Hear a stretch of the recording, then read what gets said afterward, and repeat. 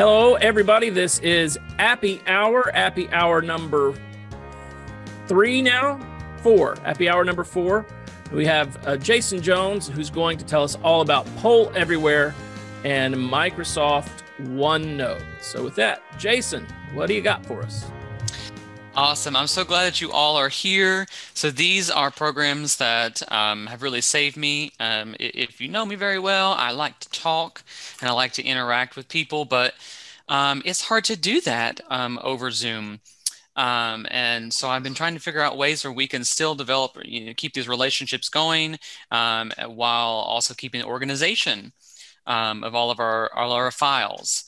Sometimes I get bogged down with all the digital files that I have to keep up with, or scrolling through Speed Reader, which is great, or Speed Grader, but it's just it can be a little overwhelming for me sometimes to do those formative assessments that are really important. And so today I'm going to show you what I have learned with PollEverywhere and with OneNote. So I'm going to start with PollEverywhere. If you will please, I'm going to share my screen. If you will please go to PollEverywhere.com.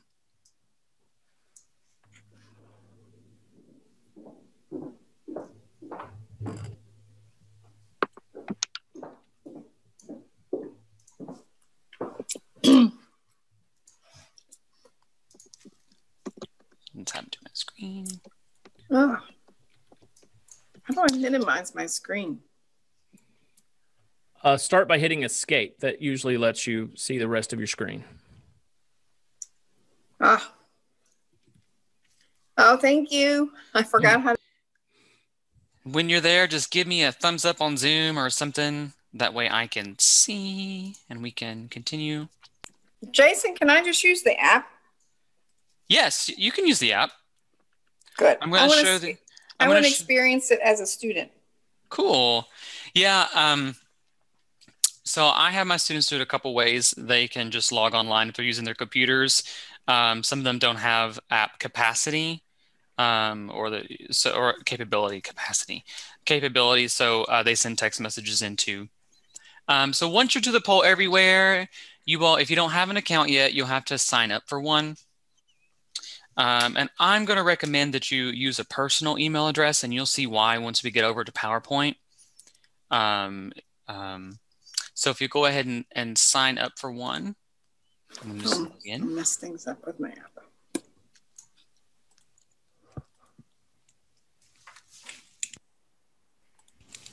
So while you're doing that, PollEverywhere is exactly what it says. It's a poll feature. It's a way to formatively assess your students, whether in class. And as some of you know, I teach the common elements of differentiation class. I'm one of the instructors for that. And so I found this to be an essential tool for differentiation. I have a variety of students in my courses, some of that are shy, some of them are really outgoing.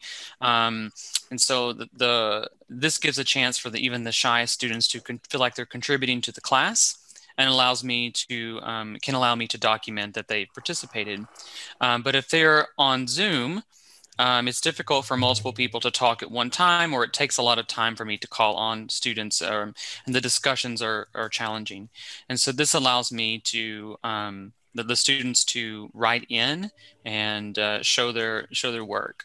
So once you've signed up, if you could give me a thumbs up with the digital thumbs up or an actual thumbs up, so I know to continue.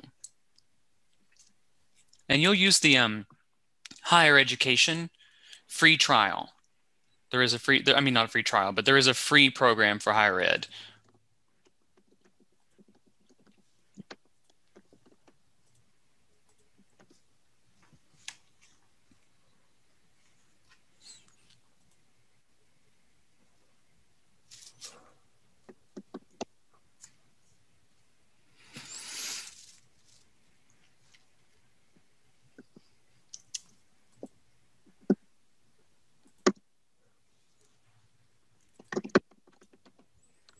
Okay.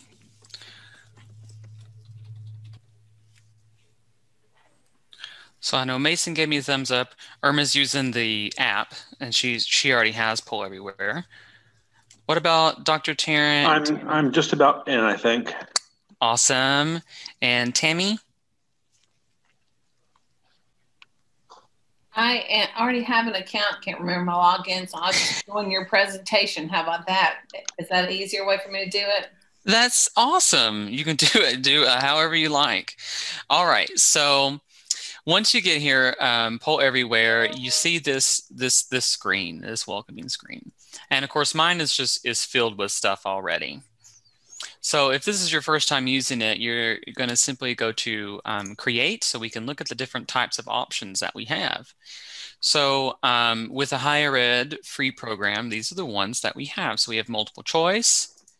We have word cloud, question and answer, which is up vote, down vote, clickable images, survey, my favorite's open-ended, and competitions. If you wanted to do that, you can add groups. But my favorite two are my favorite three are multiple choice, word cloud, and open-ended. Just because it differentiates how they can answer. So let's create one. So I'm doing an open-ended question of what is poll everywhere? Question mark. And because I'm using the free and I don't have any groups made, I can't assign it to a group. But if you're using this to track progress, you can certainly assign it to a group. But like I said before, I use this more as a formative assessment as opposed to a way to really track progress. And so once I do this, and I can add a picture if I want, I'm going to hit Create. And this is what it looks like. And so what I have my students do is pull up on their browser, or if they want to download the app, either way, they can pull up pollev.com/jasonjones446. And why don't you all go ahead and pull that up on your phone, because that's probably what students are going to use in your class. Or you can text Jason Jones 446 to 37607 to join. Sometimes the internet is not very reliable. Sometimes it's awesome, and sometimes it's not. And so my students have over here in the FPAC where my class is, they've really appreciated being able to text in their answers as opposed to having to rely on the Wi-Fi, which has been improved, but as we know, it's just sometimes it can be a little spotty. So, and that goes for everywhere. Or if they're at home, they may not have a good connection, so they may be using their phone for Zoom or something. So sometimes it's easier just to text it. So when you get to this screen and you've made your question, you have to click this button. It's called that says Activate. It will not be activated until you click it. So if you ever wonder why the students can't see it, my first suggestion is you check to make sure it's been activated. I've done that several times and been kind of frustrated. So once you have logged on to this, or if you're going to send a text message, can you just write something? Formative assessment, yeah. And see, I don't know who that is. I could, if I was tracking your progress, see who that was, and it just shows up. And so when I'm on Zoom, or even if I'm in the classroom, or especially if I'm doing a hybrid, my common elements of differentiation is hybrid. I can't write on the board, and sometimes the discussions can't be heard by the people that are Zooming in or teaming in. So if I use a poll everywhere, and they're obviously sharing my screen, everyone can see the answers immediately. And so we can create all kinds. And once ever it's over, you can click unclick activate, and it won't be active anymore. Or you can lock the answers so no one else can submit.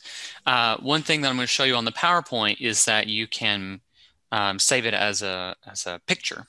And so that way, if you want to go back through and read student responses just to see if things have been captured the way you want to assess them, then you can double check. A polling app, yes, and you can do it everywhere. Imagine that. My students, they already know how to do up here at the top where it says how to respond, and so I really like this. These visual settings, and I can go in, and of course I can only do the free stuff, but in this way, I can change to different types. And so I just changed a text wall into a word cloud. So that way you can see the most commonly used words inside of the definition. This is a great icebreaker to have when you do the word cloud, because you put everything up there what people say. Yes, and I'm gonna show you what I did with my student teaching seminar. Every week we check in. I put this week in student teaching. Okay, and so this may not be. I think I created 2. Oh, there's no responses on it. That's why. So here's one where I asked about does privilege exist? This is for common elements of differentiation. And so I literally took a poll and they clicked. And this way students who don't agree don't feel the pressure to conform. And it allows me to survey the class that's pressure-free without having them raise their hands. I had a feeling that there were some in here who didn't think privilege exists, and so I needed to know, approximately how many. And I'm not trying to convince them, but it helps me tailor the rest of the lesson. I wish my student teaching one was up there, because it's how are you feeling today? I did this with my student teachers, and so with this one I used the faces, so instead of having them use their words. But my problem with this is I'm colorblind and did not realize that some of them were different. So if you have colorblind students, maybe that's not the best one. So I'm going to show you, here's one. So this one was about the new Bloom, the revised Bloom's taxonomy. And so what I did is I created a question and had them rank, or had them order them, so that way I could see. And so you can kind of see, I saw that some people flip-flop these around. And so this way I knew exactly what to address. I'm going to show you one more.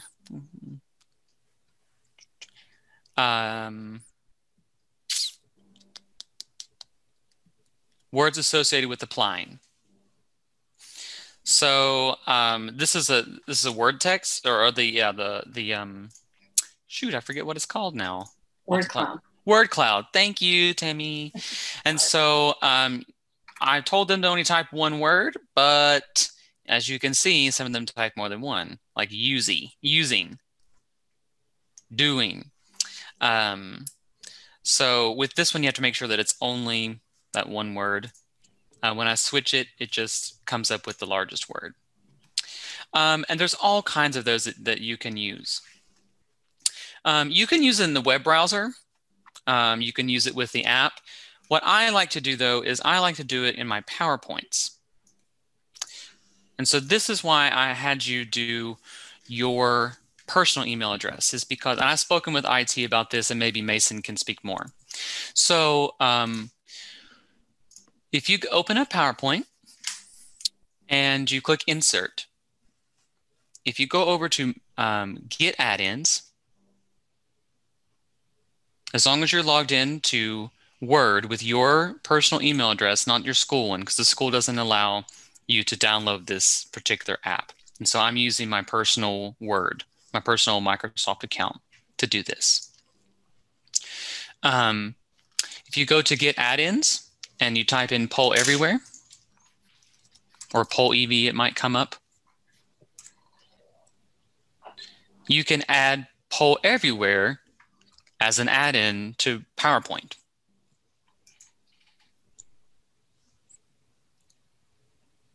Is everybody good on that so far? Yeah. Great. So, and then it shows up in my add-ins. And so I add a PollEverywhere.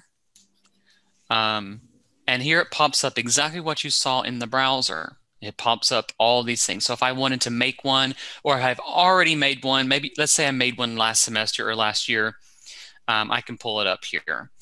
And as you can see, I'm not the best at categorizing, but you can put it in a particular class. So let's do, let's say I wanted to put in, does privilege exist in this PowerPoint?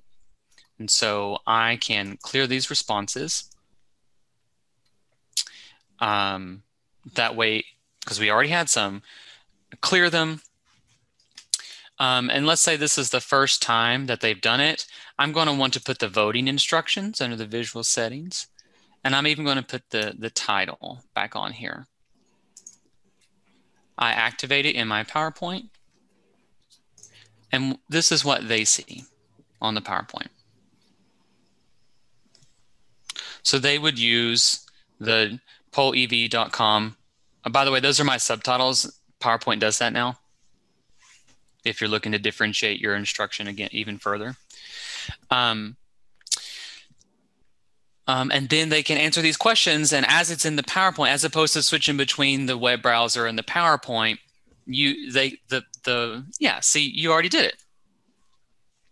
And so you can see it in real time how it changes. So I'm going to add another one. And you can see how you can still use the same Jason Jones 446, and it just pops up for you because it's in the PowerPoint. And it will not go on to the next one until the PowerPoint does. So I'm going to add another one. And this time I'm going to make it the one where you actually have to type in. So I'm going to activate it, and I've already used this one. So I'm going to clear responses.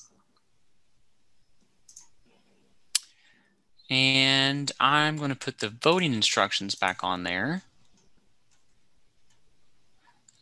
And the title, I don't know why it's not doing that right now for me. But my students use this so often they know, or if they have the app like Irma does, they can use it. So now I'm going to go back to this first one. And I'm going to go into the slideshow. Okay, so this is what they see, and they've answered it. So the next one, when I go to this next slide, this is what should pop up if you have the app or if you're using the web. And then you can type it. So it comes up automatic for them. They don't have to find it. And if you don't have to write a real definition, but if you just type something in, yes, it popped up automatically. You can see, like, I don't know who this is right now. If you have the paid version, perhaps you can go in and you can see exactly who said it. But this is, I'm just looking to see, well, what do they believe culture responsive teaching is? And this allows my shyest students, or those who are afraid to be wrong, it takes a lot of pressure off of them and allows them to participate. But I'm also thinking about when I've taught classes on Zoom, I'm not kidding. I ask a question and then I look and I wait and no one wants to speak. And it's not like that when we're in person. When we're in person, they have a discussion, but it's something about this platform. And you can see me in May after I finish my dissertation, because that's what my dissertation is on, is communication over digital platforms. And maybe I'll have an answer for you, but right now I don't. But this way, everyone gets a chance to type in, and they can submit multiple times, right? And then if I go back, after we've asked that definition, what culture responsive teaching is, I can go back to this one. And maybe this one might change.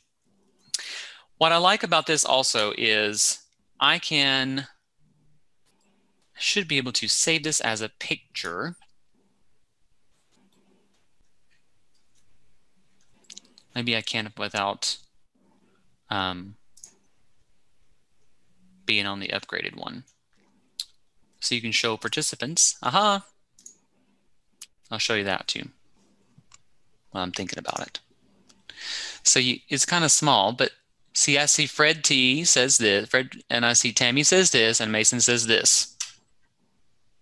So you can go back after the class is over and see what they said. But you couldn't see it unless I let you. Irma, do you remember how to save this as a picture? It has slipped my mind right now. I wonder if it can be done if it's still an active poll. Let's see.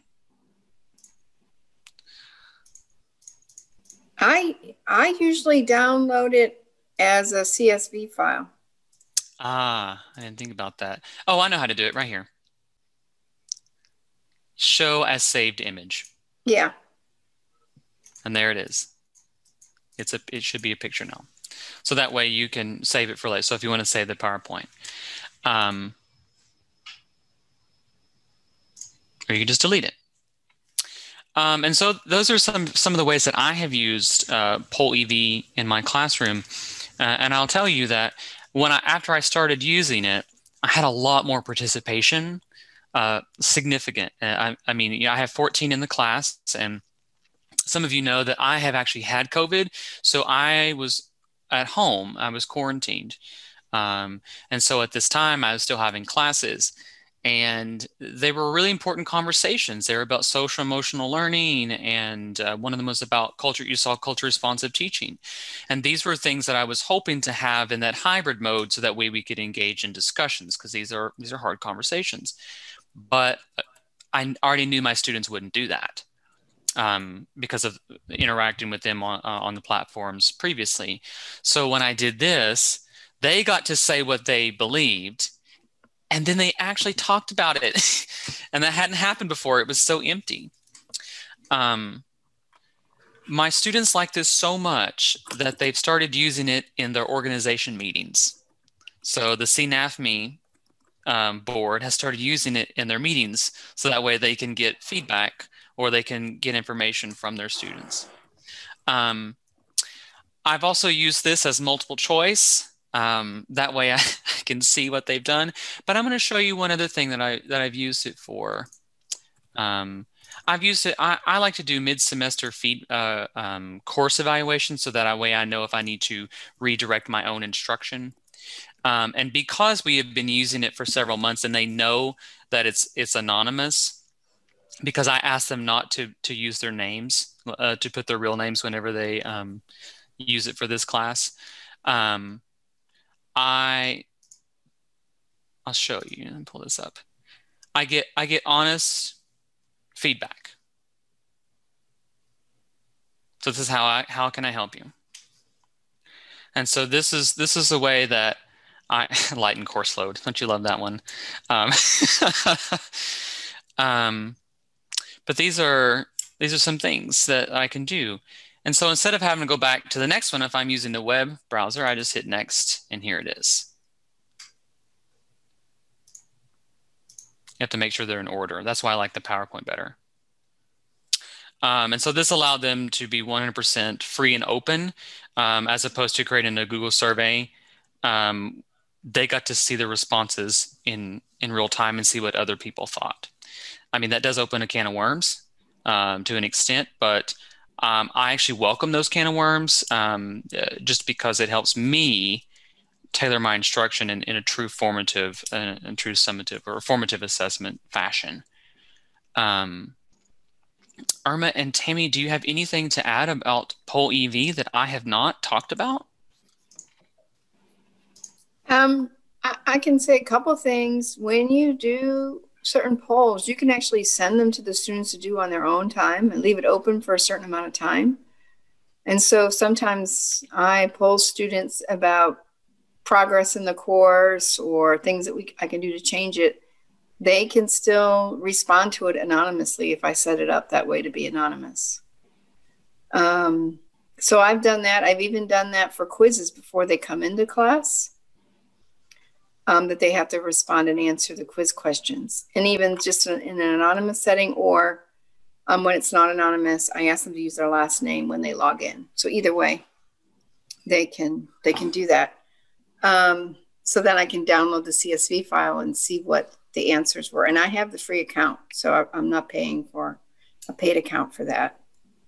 That's I awesome. find that really helpful. I also use it for attendance, so I don't have to worry about who's in my class. Ooh. Because I asked them to respond to a poll pretty early on, and at the beginning of the class time. And so then I have everybody who's been there that day. And that's a great idea, Irma, because it also has that text messaging feature. So that way there's not really an excuse if the internet's not working, because they can always text message the attendance in. Right. Yeah, that's it's awesome. just they just answer a poll and just a question. And for me, it's more like, did you do your reading? Or it gives me a really good heads up on who's prepared and who's not. Yes, and that's great because they're more likely to be honest about this. Now Well, they're just trying to answer the question correctly, and then sometimes I'll know right away of who's been prepared for class and who isn't. Yeah. Those are just some ideas. With some of my clubs at school, and have the kids describe something using one word, and then you can print it off mirror image on a transfer paper and make t-shirts. So we actually did that, making a shirt for Karen Holly to support her during her chemo. The students of PSOE wrote one word, and then we made it into a t-shirt. So it's very easy. The word cloud is wonderful. Awesome. Yeah, I really like the word cloud function too. I use it a lot. Now, I do not have it embedded in my PowerPoint.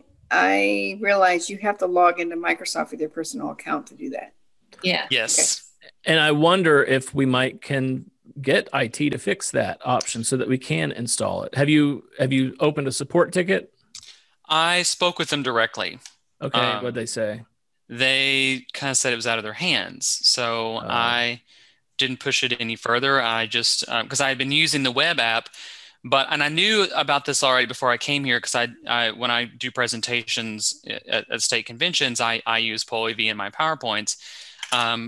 But I tried to use it here on this one, but I just had to log out of the school. So as soon as I logged out of so I'm still sharing my screens. I'm sorry, I'm talking. So I did that up here. I just went up here and clicked my name and logged out. When I do official documents, I do here, but when I do PowerPoints with PollEv, I switch. But I think it'd be a great idea, because there are some other people that I've talked to over here in the Ken White building. I guess it's just a few of us now, but that would like to use it, but they don't have they don't know their personal Microsoft account, or they would rather use their professional one. But same thing with students. So as my students do presentations, I encourage them to, as you probably can tell, differentiation is really, really important to me. And so this is what I'm looking for when they're doing teaching episodes, and when they're doing regular presentations. And so this is a really easy way for them, because it offers so many things that they can do.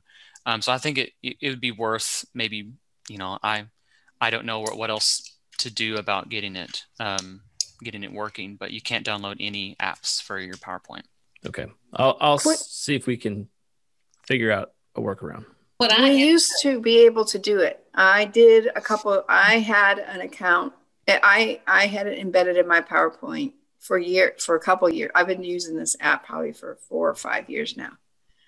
I had it embedded in my PowerPoint. Now I cannot, with upgrades and updates. And so it has been frustrating, but no, I have never opened up a ticket for it. Okay. And my other question, I'm sorry, Tammy, go ahead. I had IT come over and install a different version of PowerPoint on my computer because I needed some of the features that the regular PowerPoint does for a class presentation, such as the speaker. Our Office suite that we have doesn't give you the whole bells and whistles with PowerPoint, and they were able to come over and upload a better version of PowerPoint, or whatever the correct term I'm trying to think of. That's good to know. Thank you for sharing that, Tammy, because I've been wanting the draw feature, because I want to write in notation, or I want to draw stick notation because I teach elementary music. But I can do it on my personal, but I can't do it on this one. So I didn't know they would do that. All right. Any other questions or comments about PollEv? Because I do want to get to OneNote. I just want to ask a quick question. If you make your presentation, if you make it, let's say, record it, have you tried to use PollEv that way? I have, and you can't, because that's what I thought. You can't do it because it's just a video, and so the way it works is the question pops up when you move the slide, and so if you're not actually moving the slide, then no. Yeah, that's what I figured, but I just thought I'd ask. Yeah, I wish that would be so cool, but no, not that way. Jason, I just tried to go and add in a link to PollEverywhere, and it says I have to have administrator approval to add add in. So if you get them to come reconfigure your PowerPoint, you might want to get them to add that in while they're there. Yeah. Okay. All right, now, if you all will, please go to your Canvas page. Any class that you want.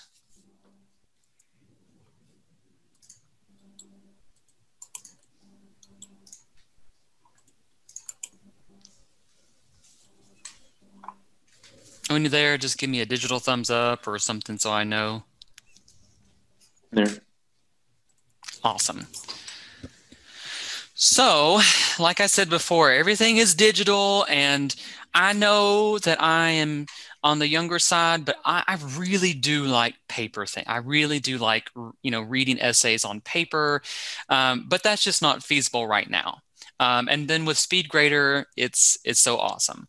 But the problem is, what happens when you're not really looking or reading through, trying to correct writing, or you're not trying to correct something or really grade it? What if you just want to see what they're doing or see if they're taking notes? And so some of you may know this, but I discovered this link over here on the side called Class Notebook. Can you see if you have Class Notebook on here on the left? Some people have it already, and some people we have to go in and add it if not. Class Notebook. Class Notebook. I just got booted off the internet. Hang on. On my other computer. Irma, did you find your Class Notebook link? On the left? Yeah. No, I added my own OneNote Class Notebook link through redirect. Okay, great. Well, but I didn't have it here originally. That's why I did that. I couldn't find it. Yeah, I have one. If you go to settings and you look on these wonderful things right here, yours will probably be down here, or maybe not, maybe over here. She's under navigation, isn't it? It is, unless it doesn't show up over here. Oh, I see what you're saying, Tammy. Yes. So if it's not, then you just have to, click on the little dots and enable it. Oh. It should show up. So when you click on Class Notebook, it opens up OneNote inside of Canvas, and then it's a one-click sign in. It signs in with your account, and this is what we see. So we can create, we add, or move, or manage the notebook. So I'm just going to. Does your all screen look similar to this? Not quite yet. Okay. What about yours, Dr. Tarrant? Does yours look like this? No, it doesn't. I'm scrolling through it. My name is too long. I can't get Class Notebook on mine at all. That's weird. So did you go under settings? Yeah, I just found it interesting. So I don't have to use that other redirect. Yeah, that's why, because I used OneNote when I was doing one of my masters, and it was great for me, but I just found it such a hassle to get everyone to sign up. And the good thing about using it through Canvas is it automatically signs the student into the course if they go in through Canvas and click on Class Notebook. So you don't have to send out the link. You don't have to manually add them. You can set it to where they literally just go over here, click in, and it puts them automatically in the class. So does everyone's screen look similar? Or if not, maybe you might have to create a Class Notebook. That's what I'm doing right now. I'm creating mine. It's taking a while. Great. Oh, I know what the problem was. I had already set it up through Teams. Right. I remember that now. Yes. So I tried that the first time, and it was difficult for the students, well, for my students, to really comprehend on how to do it. And I found that there were initially some excuses. So I did it through this. But what I also did was I actually piloted this first with 4 students that I knew would give me honest feedback before I rolled it out to the whole class, because I started this back in probably the end of September. And so I did it with 4 students for the first week to see if this class was going to be capable of doing it. And that was really beneficial. So if you're not sure whether you want to use this or not, just pilot it with some students. So You cannot link this to your Teams one that you've already been using. No. Okay. So that's bad for this semester, Irma, but maybe next semester. Yeah. And I better go fix that. Yeah. So I'm going to open up my class notebook, and this one opens up in the browser. I've had a lot of issues, and Mason knows this, with students and trying to use Word and stuff on their computer, either because their computer is corrupt or it's not accepting it. And so here is a place where they can go, and I can put everything in it. So here are all my students here on the left. This is the teacher view, obviously. And so what they did is, I did not add these students manually. They went into Canvas, and as soon as they clicked and signed in, they became part of it. And that saved me so much time, so much time. So there are a few features on here that I really like, and some that I find a little bit, it takes a little work. So the first one that takes a little work, in my experience, has been the collaboration space. I found it very, very beneficial. If the whole class needs to fill out the same document, it's great. So I'll show you. So this one is, we've been doing sequencing, and instead of having a divider in each of them, I decided just to create a common space where we all can edit the same document. And yes, I know that we can do this in Google Docs, but then that means you have to have the shared folder, and it's in Google, and then you have to use the actual Google Docs software, and it's not connected to their Canvas. And then I can't go in and see individual students' work. I can only see the collective unless they all share a folder with me. Okay, this gives me one program. So as you can see, this is, we've been working on these documents. And so all the students have been filling this out. So the kindergarten group filled this one out, or they're working on it. And so that way, if, let's say next week I decide to change up the groups. So instead of having to worry about all the different, trying to get them in the groups and trying to get them the links to it, they can just go to this one tab and do it all. So now I'm going to show you how to make a tab. So I have learned that you cannot click the caret and then go down and click section. It's strange, but you have to click a tab and then click to add a new section.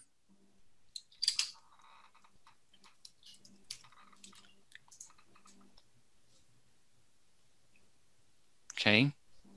It was tricky because I kept trying to add a section and it kept adding one down here. But you have to click inside of the caret and bring it down. So, and as soon as you type, you don't have to add a title page. As soon as you type it up here, it becomes the name of the file. And now all of it, if you were in this class, if you were in this class notebook, you all could write on this all at the same time. So let's say I wanted them to write, I had 10 definitions and I wanted them to add on, onto the definition. Instead of having a Google Doc where you have to worry about Google and then all that good stuff, I could just have it right here. And so then I can see in real time what they're adding. But for my hybrid classes, I use this space as if I'm writing on the board, because my hybrid students, they can't see the board. So instead, if I need to draw something, I hit draw, and then I draw it. And then we say, T, T, T, T, ta, ta, right? Or I can type. Maybe. Get off that. There it is. And then I just type.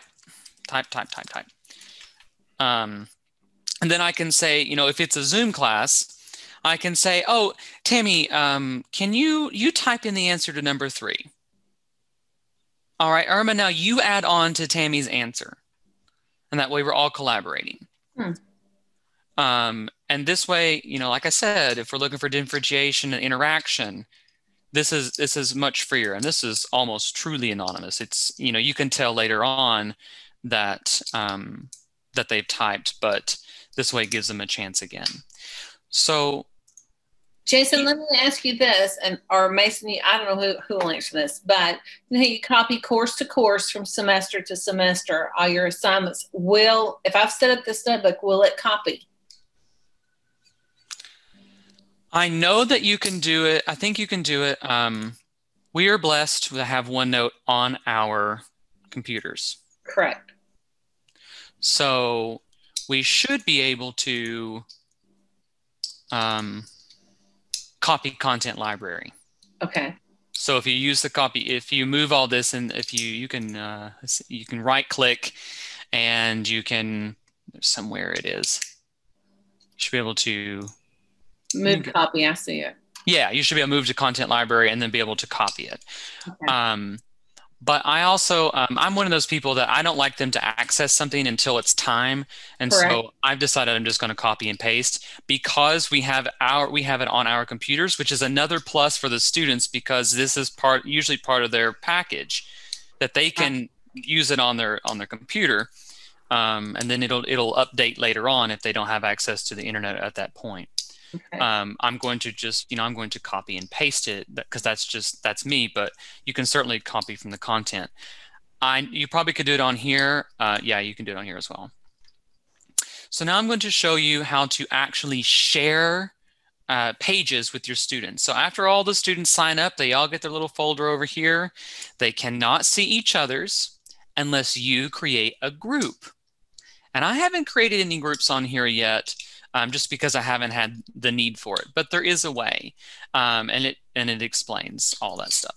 So I'm going to first I'm going to go to Class Notebook, and I'm going to have to first click Distribute New Section, and see I can do a new section group here too, and I'm going to make a new tab in their folders, and I'm going to call this one, just because they're all going to see it, Ignore This Tab. That way they don't see it. And I'm going to distribute it. And what that means is it's going to send it out to all their tabs. So this way, if I'm trying to keep up with all this stuff, I'm the one labeling it. Right. I don't have to deal with them labeling. So let's say here's my teacher only, and let's say they haven't done any of this stuff before. It's something new to them, or I can just create a new page. And I'm going to title it Ignore This Page. And maybe I've had them, in your group, answer these questions. If I can spell the word questions. And then I have a bunch of questions for them to answer. Okay. So then I go over here and I just click Distribute Page. And you can see these are all the pages that are in my students' files already. I'm going to click Ignore This Tab and distribute it. And now that page has been placed inside that folder. So when we're doing group work, I can, whether it's hybrid, in person, or online, put them in the groups, and I say open up, go to the class notebook in Canvas and go under the tab that's called Ignore This Tab and answer these questions in your group. And if I set them up as a group, they can all use one. But I like to do it individually because I want the individuals to write. And so then when we come back in the whole group, we rarely have time for every individual or every group to talk because we're limited on our time. So what I can do after class, if I want to check for participation or to see what they're having to say, is go into OneNote and see what that individual student wrote. And this helps me keep track of them. So I'll show you in this group some of the things that we have done. Do you know when you distribute a new page or tab or whatever, does it give them a Canvas notification? I think they can set it up like that. My students don't because they don't like Canvas notifications. They get so many of them. But I think it can, but I don't use that feature because I mostly use mine for in class, or I initiate it in class. There are sometimes though you see like brainstorms here when they write or they prepare their lessons. Instead of having them submit it on Canvas for 0 points, because not every brainstorm is counted for points. Sometimes they just want feedback before they teach. And so if that's the case, then they're going to send me an email and then I have to download it. But this way they can just say, I put it in my notebook under the brainstorm tab. Gotcha. Or he hasn't done any, but she has. And that way I can look over their brainstorms. Now, do you get notifications if a student has entered new content, or do you have to like go looking for it?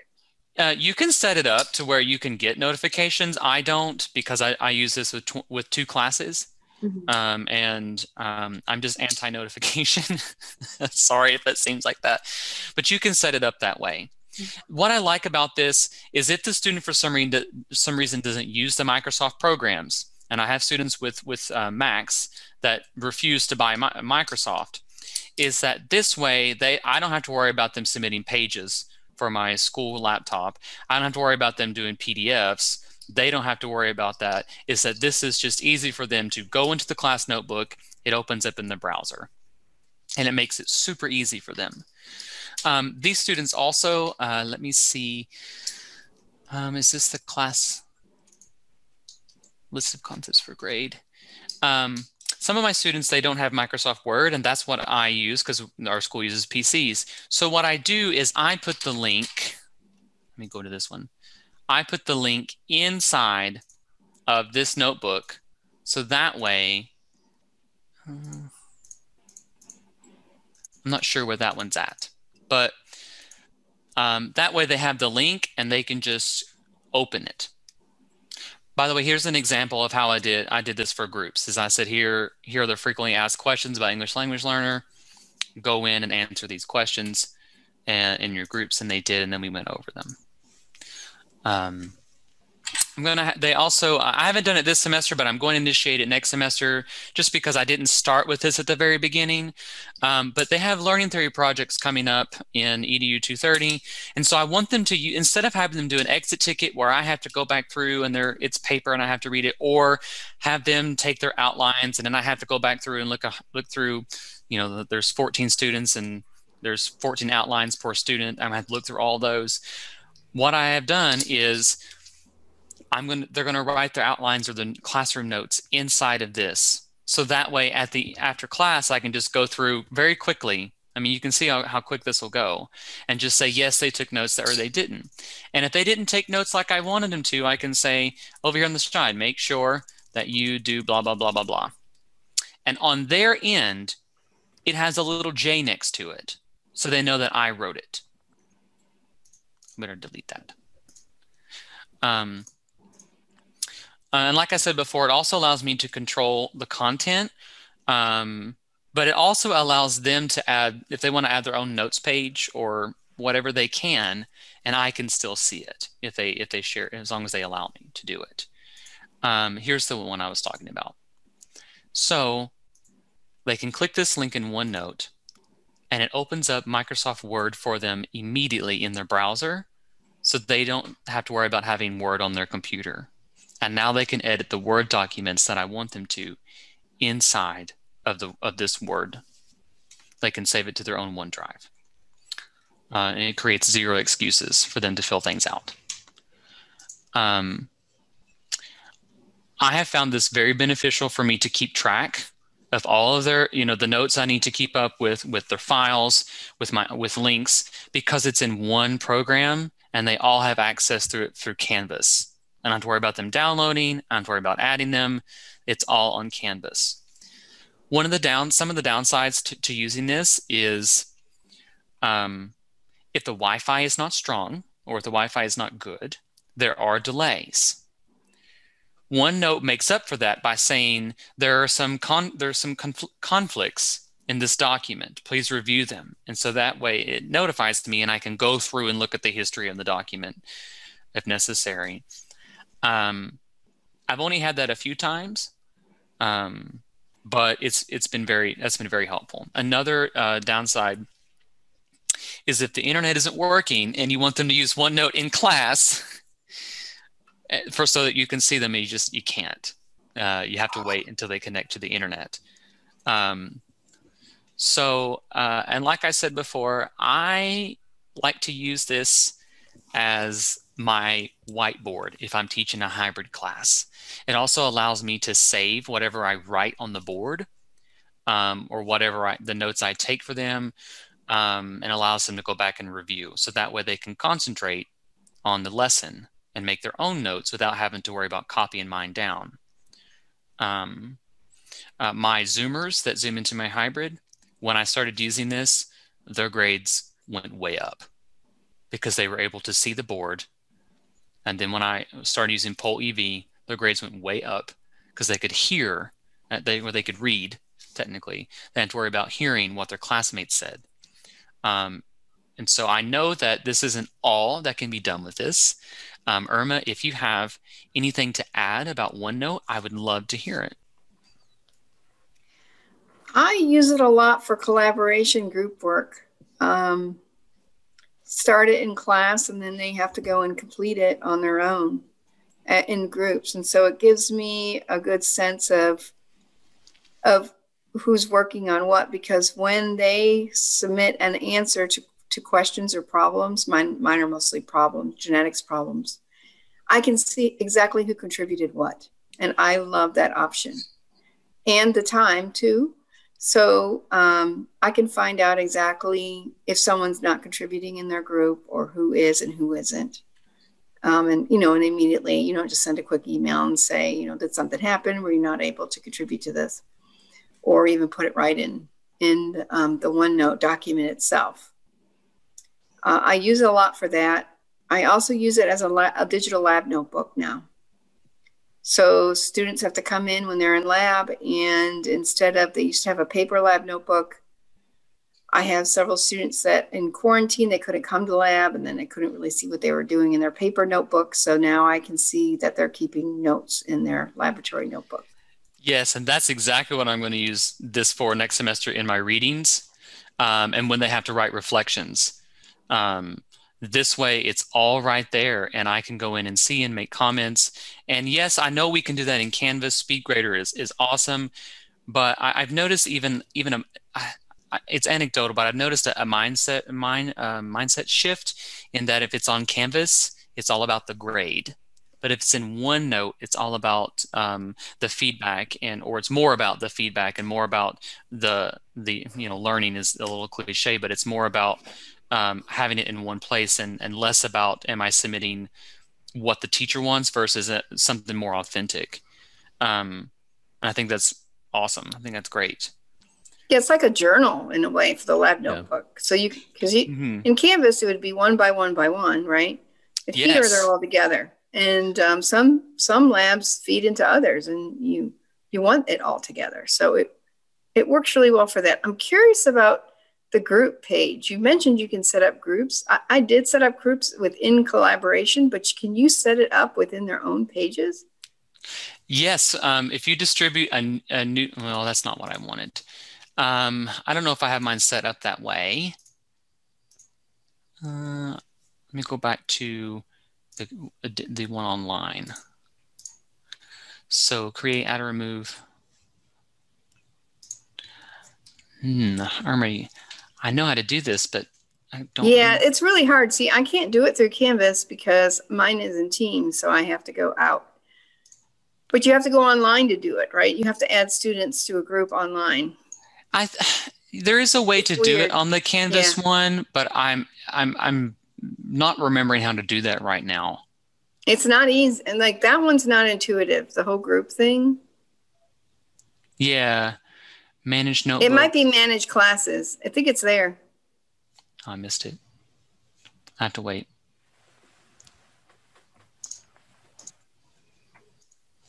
I want to go back. Oh, actually, it was over here. Where'd you see that at Create Class Notebook? Manage classes. Manage classes. Right. Yeah, that's where you do it. Yeah. It takes you out. You have to do it outside of the. Mm-hmm. And interestingly enough, it's taking you to Teams, which I find.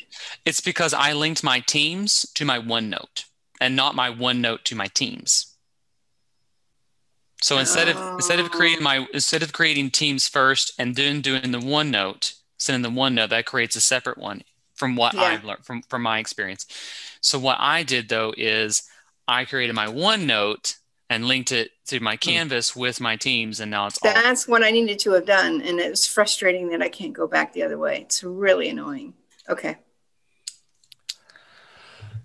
All right. Well, are there any last minute questions? It's 3:57. I hope that I was clear and didn't do anything wrong. Well, yeah, thank you, Jason. This really crystallized the use case for this, at least for me. And it makes sense now that it's called Notebook, because I'm thinking back to my days as a student. I had a notebook for my courses, right? And I would write my notes in there and my own thoughts to self and due dates and things like that. And so it really crystallizes for me how this could be a little bit more personal. And like Irma said, more like a journal, because, well, this is my notebook. And I always turned my notebook in if it was part of the course at the end of the year. That was part of the grade. I always turned that in. So I kind of had that expectation. Oh yeah, they're going to see this. Don't write any particularly bad comments. But yeah, this has been very helpful for me to see how this is useful. And I'm thinking right now of how I'm going to implement it in some of my further courses. I am going to go ahead and stop recording. We have to jump over to another Appy Hour right now. Thank you so much, Jason. This has been fantastic. Thank you everyone else for joining, and I hope to see you over in Lydia's Appy Hour on Ed Puzzle. See you then. See you then.